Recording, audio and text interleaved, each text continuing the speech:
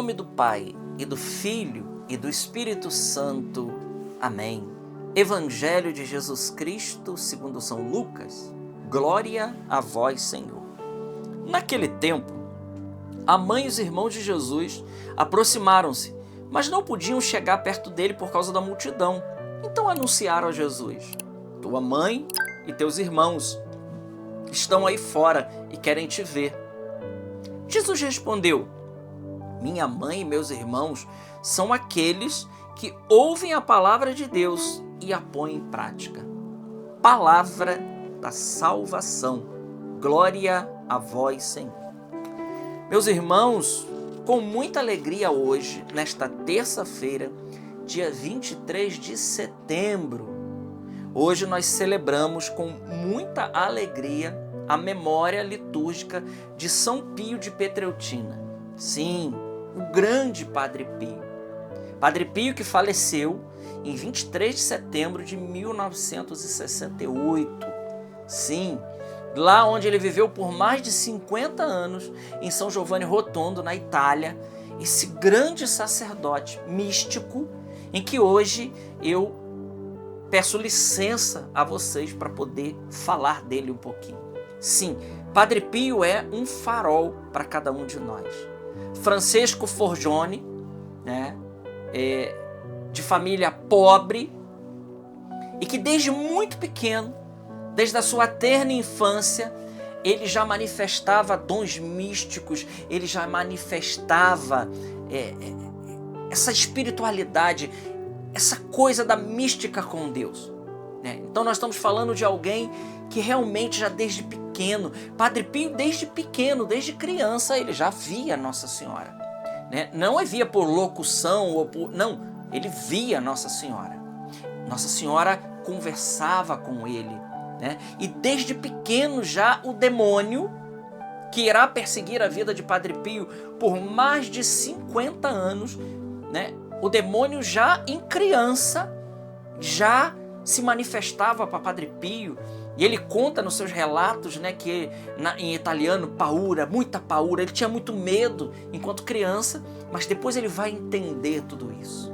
Padre Pio que já desde criança ele manifesta a sua família, o seu pai e a sua mãe, o desejo de ser sacerdote. O desejo de ser sacerdote. E em uma família pobre, Padre Pio então, ele entra para o convento dos capuchinhos, os frades menores, para a ordem dos frades menores, os capuchinhos, e ali ele vai viver essa espiritualidade. Ali Padre Pio, ele vai consumir a sua vida, desde o dia que ele faz os seus votos perpétuos, até o dia da sua ordenação, e que o demônio tanto quis impedir a ordenação de Padre Pio, até o dia que ele se torna sacerdote. O sacerdote que, segundo o coração de Deus, Jesus se manifestou a ele. Jesus colocou nele, por 50 anos, as suas chagas.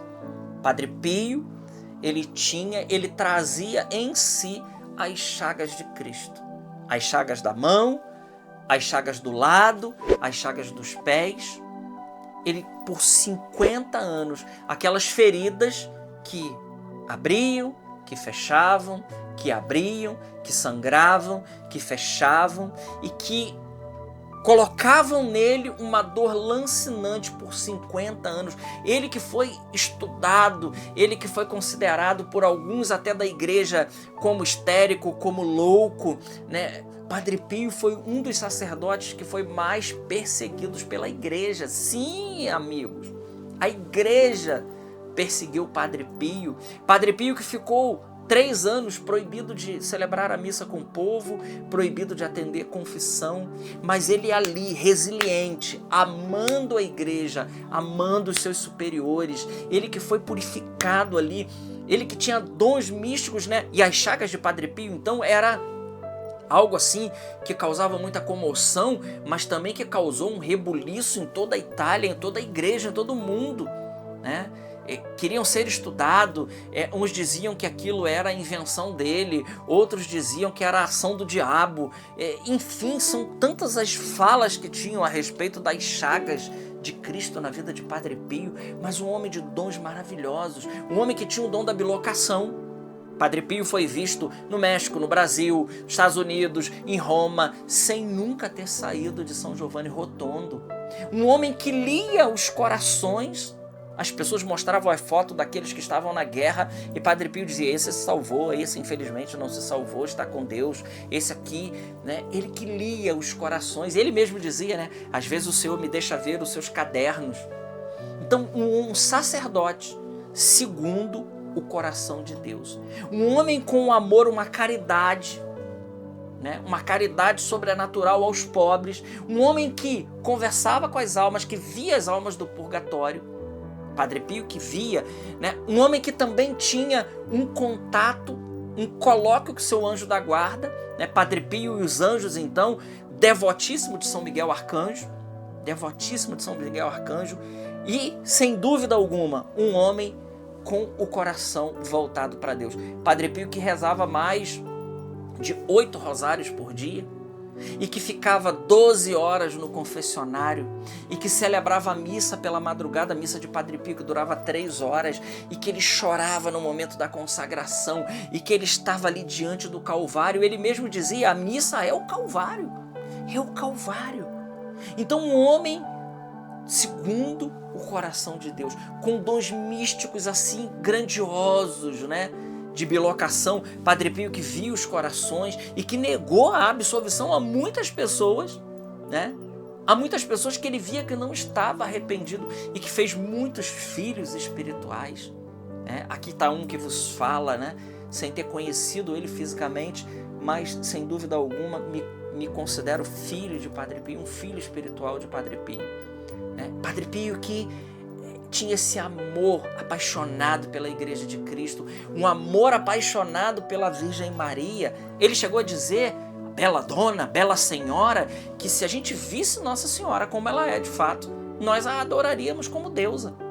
De tão bonita que é a Santíssima Virgem Maria. Tem um episódio na vida de Padre Pio, muito maravilhoso. Ele, que muito doente, Padre Pio tinha febres de 41, 42 graus, né? E ele rebentava termômetros que se colocavam em animais, que se colocava nele. Ele tinha uma febre assim, e muito doente, viveu a sua vida muito doente, né?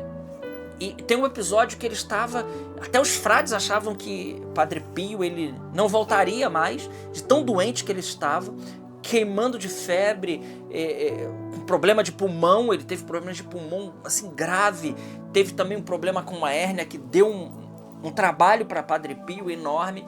Mas nessa vez, foi uma vez que a imagem peregrina de Nossa Senhora de Fátima, ela ia sobrevoar São Giovanni Rotondo, né?